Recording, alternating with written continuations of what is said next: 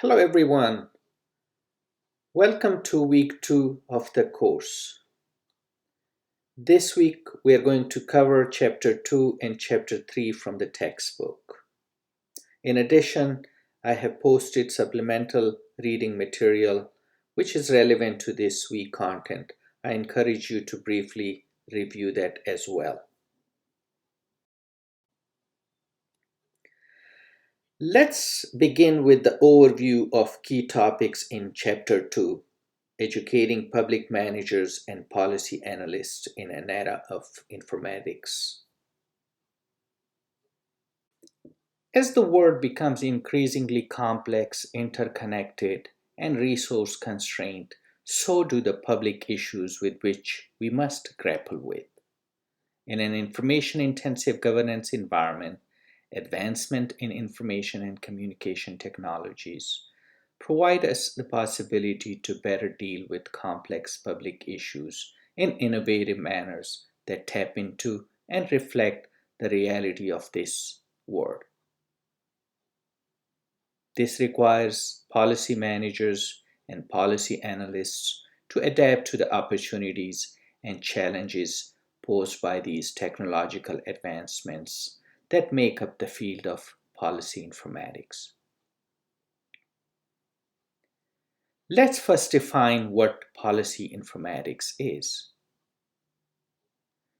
Policy informatics may be defined as the study of how information and communication technologies are leveraged to understand and address complex public policy issues and recognize innovations in governance processes and institutions. To educate and prepare new generation of policy informatics managers and policy informatics analysts, academic programs such as public administration and public policy need to include the tools and techniques needed to deal with big and open data and computational modeling and simulations. These programs should provide students the opportunity to gain hands-on experience with these computational modeling and simulations in addition to developing strong theoretical foundations in the field of policy informatics.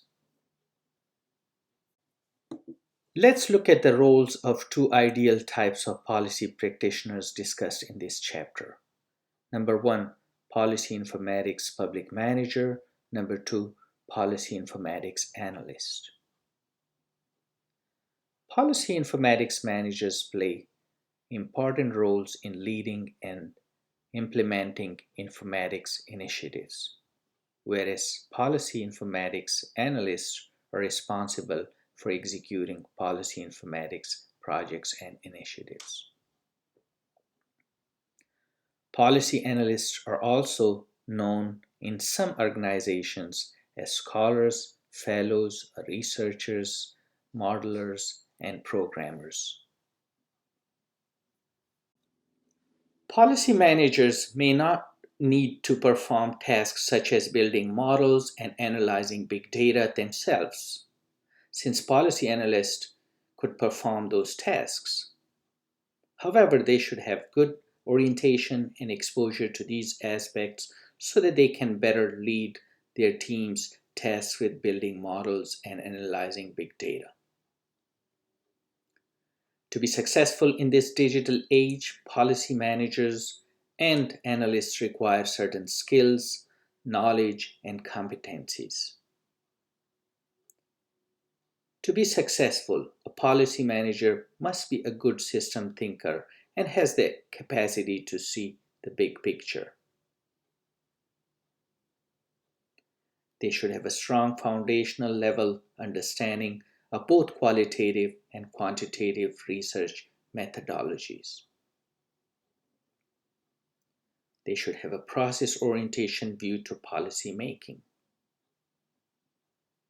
They need to view policy making and its implementation as a process that involves certain levels of coordination and conflict resolution between various policy actors.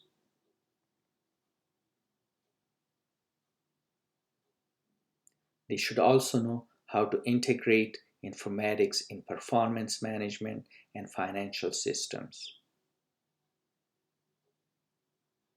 In addition, policy managers need to have a strong understanding of social media, web based tools, and related information and communication technologies to foster policy informatics initiatives.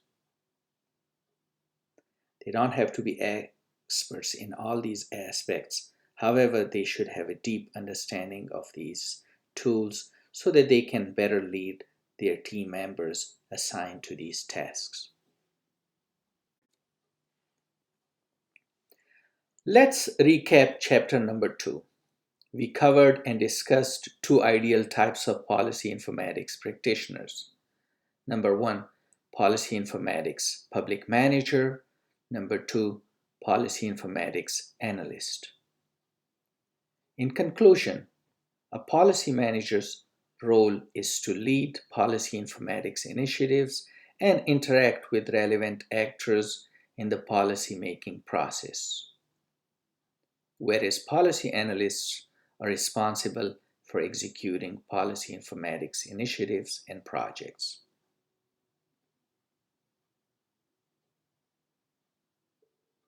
In summary, policy analysts need to have strong research and technical skills. In this chapter, we also covered different types of academic programs and how those programs should be developed to effectively prepare policy informatics practitioners so that they can successfully foster innovative ways to formulate and implement policy informatics initiatives in this digital era.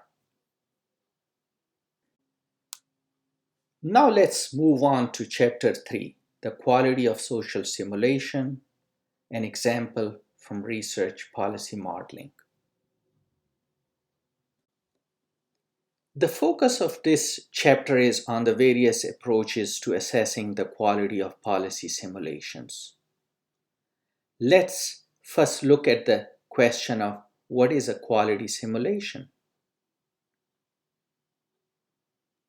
A simulation could be considered good if it can deliver what we originally wanted or intended it to deliver. If we cannot accomplish what we intended to get out of it, then it is not the right or perhaps a good simulation for that purpose.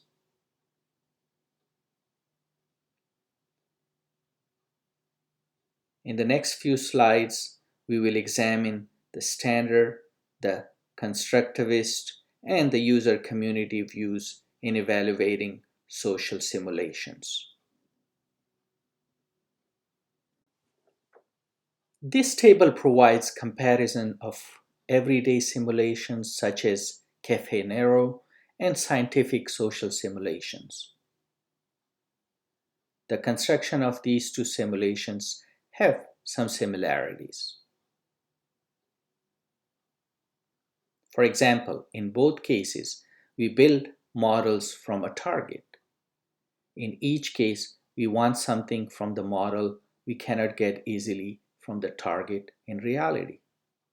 For example, in the case of Cafe Nero, we cannot simply travel to Venice, drink and enjoy our coffee and come back. It's going to cost money and time. To avoid cost and time it would take to travel to Venice, we opt to use an everyday simulation, such as in this case, Cafe Nero. Whereas in the case of a scientific simulation, we cannot get data from the real system to learn about its pattern of behavior. Therefore, we select using a science simulation.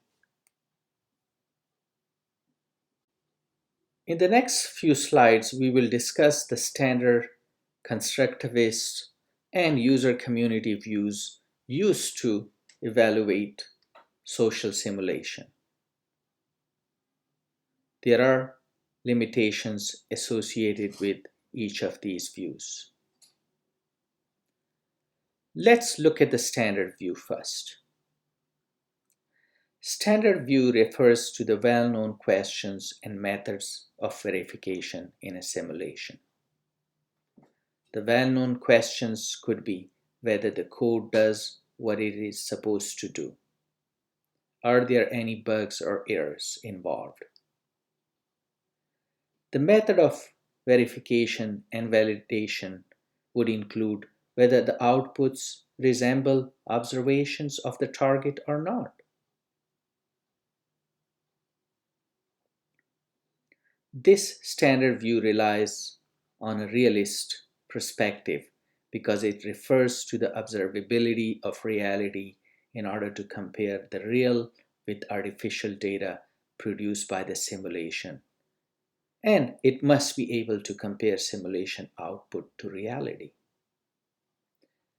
However, one of the limitations associated with the standard view is that it may suffer from underdetermination, where multiple incompatible theories may result from the same data.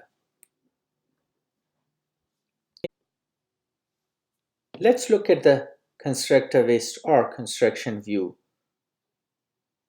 The constructionist view in evaluating social simulation is about comparing what you observe as the real world and what you observe as the output. Both are constructions of an observer and his/her views concerning relevant agents and their attributes. Constructing reality and simulation are just two ways of an observer seeing the world. One of the problems associated with this view is that in this view, evaluation is not possible, and even observations of reality lack the ability to pass validation. In this slide,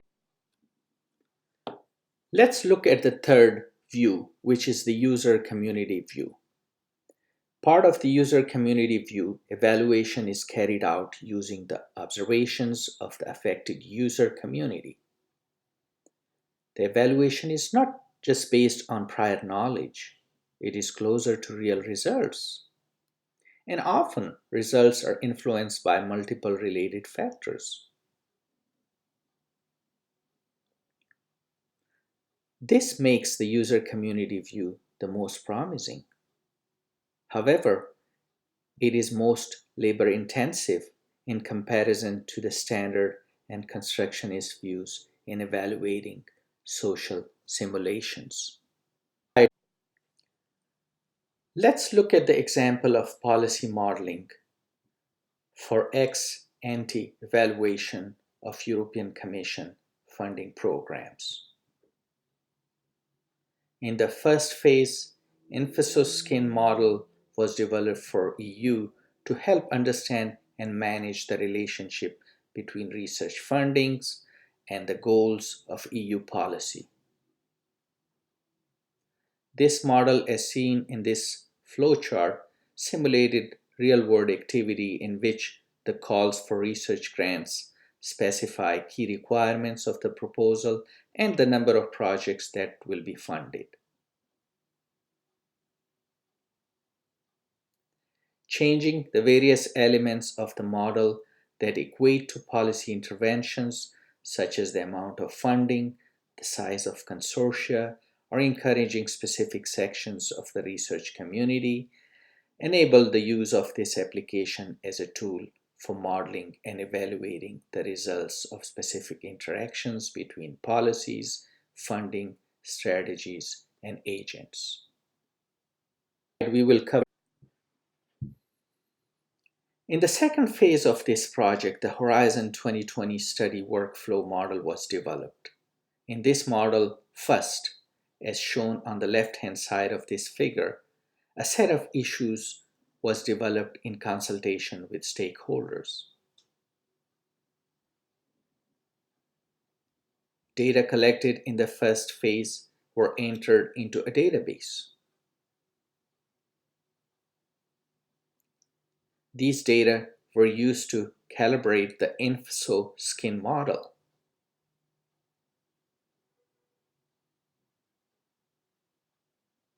Then this Horizon 2020 study workflow model was used to generate simulated data under various policy alternatives.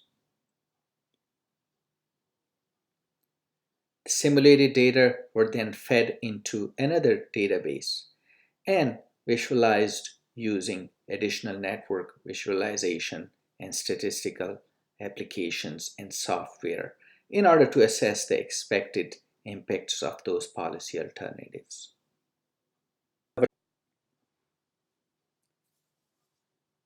Let me recap this chapter number 3 as follows.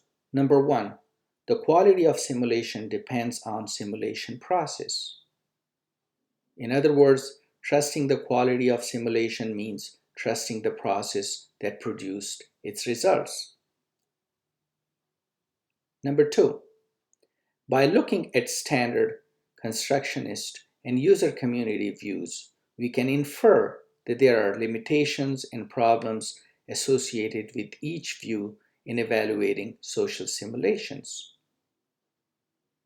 Number 3, the evaluation of a simulation is driven by the expectations and experience of the user community that actually uses it.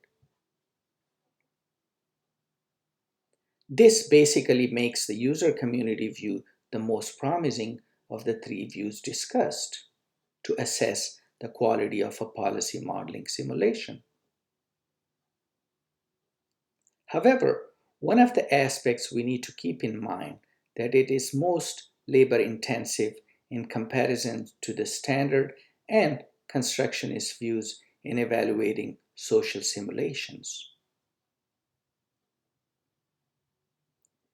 This ends our second lecture, and thank you.